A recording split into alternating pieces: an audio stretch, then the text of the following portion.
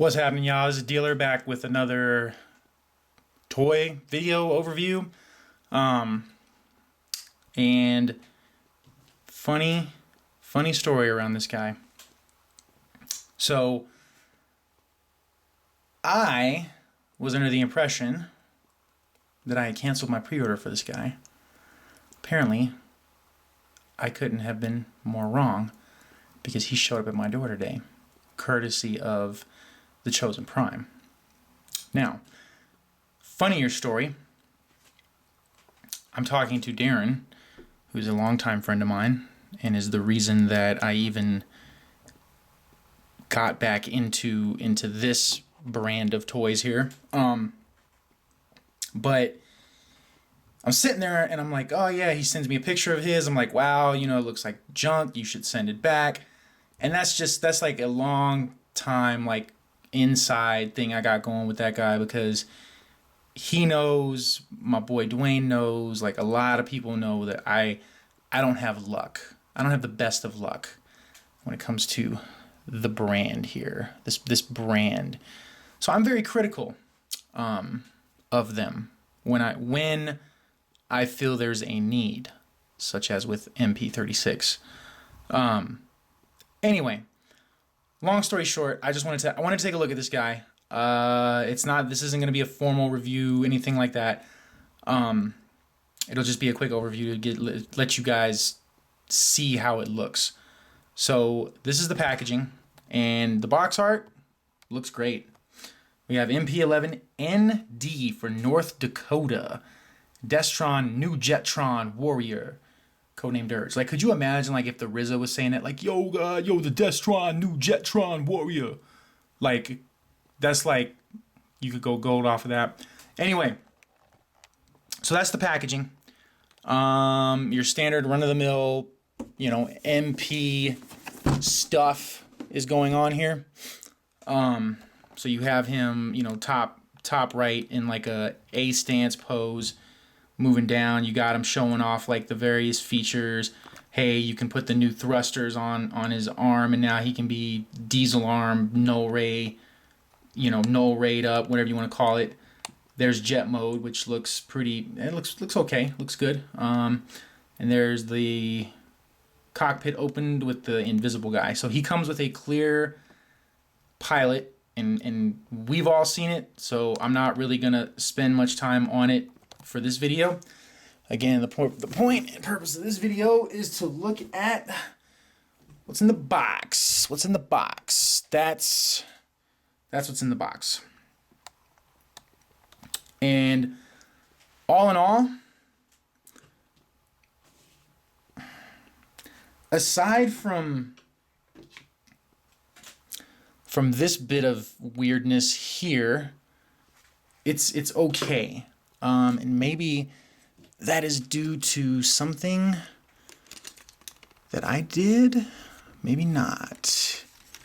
No, that's just because this thing is all jacked up, whatever. Anyway, I guess that's to be expected. This mold has been milked. It's past getting milked. I mean, this 2017 Takara Tomy, milk that mold for the win. Yeah. So I don't know what's up with that. That's kind of bothering me, actually, now that I'm looking at it. But outside of that, I must say the paint looks really good overall. What I do appreciate is they didn't put one of these stupid finishes over the whole figure, so I don't see any caking. They were smart. In my opinion, you cast the piece, if it's a solid piece, the color you want, and if you want to accentuate details, you do that after the fact. There's no need to go putting these finishes on, and then you got e-tailers sending emails, oh, you shouldn't transform that because you're going to get the paint will flake. He needs some head and shoulders. You know what I mean? Like, that's just ridiculous. But this guy here, they managed to not do that this time around, and I'll give it to him.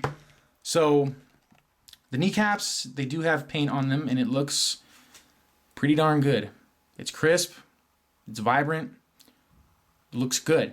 Now I don't remember if I had the cone heads, the G1 versions, before I sold my collection en masse, and maybe we'll do a maybe that'll come up for, that's a story for another day when we're all sitting around with beers in our hands, being depressed.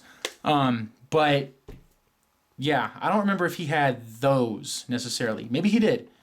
Maybe he did. But the decept signs on the inside of the wings are crisp. The paint on the feet is crisp. The only spot I got a paint problem is on the inside there, and you can kind of see it.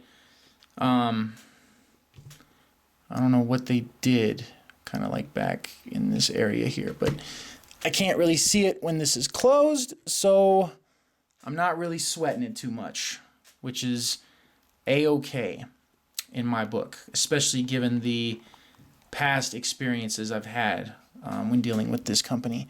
So, moving to the back, you will see that they airbrushed this gray on top of this blue, and it's pretty darn sharp.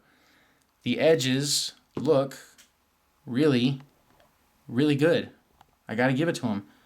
I don't got paint chipping, none of that. The decept insignias on the wings are also crisp. I'm not sure if those are painted, but those look good too. The paint on the nose cone, both nose cones, I guess technically that's not a nose cone, but the Decepticon symbol on the back of his head does look good. So yeah, so really, the only thing new that we get are these arm bits, which it should be noted that if you take this off, this slides off the null ray. Don't worry, you're not going to get an email from your e-tailer advising you that you shouldn't attach this accessory. Sorry, had to get that in there. But yeah, so it's pretty much what it looks like, and it's just this, like I said, this piece separates, the null ray slides in there, and it's good to go. He does have the standard issue null rays that you come to expect from this mold. And then these wing pieces, you can kind of, fold them back a little bit, and you can get them to look like that, if that is so your thing. But again, all in all, I can't, as much as I would like to, I can't really say anything bad about this guy except for this. This is a little bit of an eyesore. And the fact that I thought I canceled him, that's on me too. I got to get better at managing my inventory at these various places I do business with. Brandon's kind of been my go-to for officials as of late. Should be noted that he also comes with his instructions and the standard issue card as well, just for informational purposes. Should you get this figure? I don't know. Really, there's nothing new here outside of the new updated null rays and these wing things on his lower legs. And this mold, again, 2017. If they were to, if Hashtag had a campaign for 2017, it would be milk that mold. I'm sure of it, because this mold has been milk dry. And that's why I asked the question, at the going rate, should you get this figure? I don't know. If you can afford it, go for it.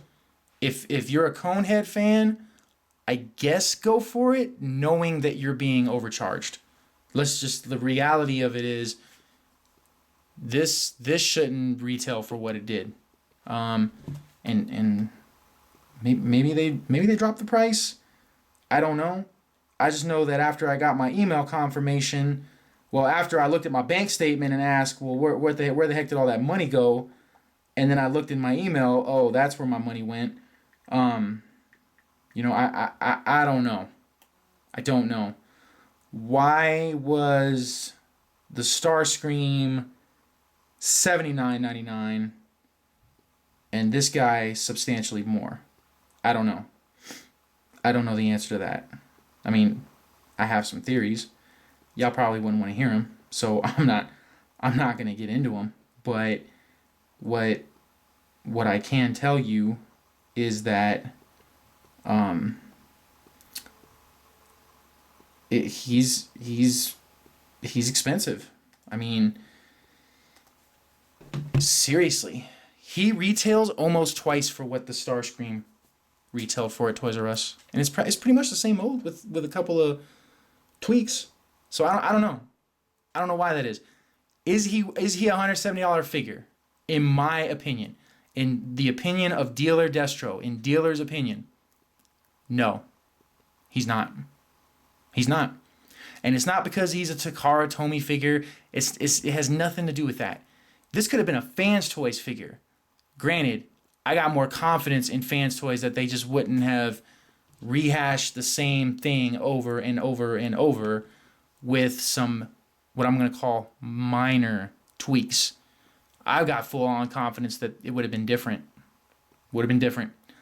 You know, that they would have solved for this whole, you know, this whole bit of business there a better way. If that would have been taken into account, then maybe. But it's more than that, right? Like, this is, we've gotten this mold now, what? Let me think. Thundercracker, Skywarp had a second release, so we'll count that twice, so that's 4. Starscream Coronation, Starscream Toys R Us, Thrust, Ramjet, and now this guy. I'm trying to think if I overlooked any U.S. releases. I think Thundercracker had a U.S. release. Matter of fact, I'm sure he did, because he was like that darker blue. So like we're up to 10. This is like the 10th at least, because I'm sure I overlooked some stuff, probably some Tokyo Show exclusives, and hell, maybe another figure or two, but it's at least the 10th rehash of this mold. Now, having said that, is he going to go on my shelf? Yeah, he'll go on my shelf. He won't be like a cornerstone piece on my shelf. He won't be a wow, look at the, you know what I mean? Like, he's not going to, when I have people over and we're hanging out having beer, I'm not going to be like, hey, come check out this Dirge. You know what I mean? Like, he's just going to be in the background along with his brethren. I would be more apt to show off Skywarp, Thundercracker, and Starscream before, these guys, because they look like, I don't know. I don't know. But should you get them? Well, maybe hopefully this video, after seeing, the rundown and the quality and the final product, maybe hopefully you can make that decision. Heck, you've probably already made that decision. The Takara fan base is very vocal, very loyal. So yeah. So I hope you guys like the videos. Hope y'all are finding them informative. If you like what you see, go ahead and subscribe. Plenty more on the way. I'm going to do this thing where I call it the custom corner call out. That's what I'm kind of dubbing it. We'll see how it goes. I'm in the process of rendering the video right now, so hopefully I'll have that up here tonight or tomorrow at the latest. So yeah. So again, that's this guy. Is he a $170 figure? No. Is the quality there? Are there lack of QC issues? I honestly, yeah, I can say aside from this, whatever this is going on here, where they're kind of bowing in, outside of that, yeah, nothing's going on really. So there's that. So yeah, so till next time, hope you guys take care, and we'll catch you on the flip side. Thanks for tuning in.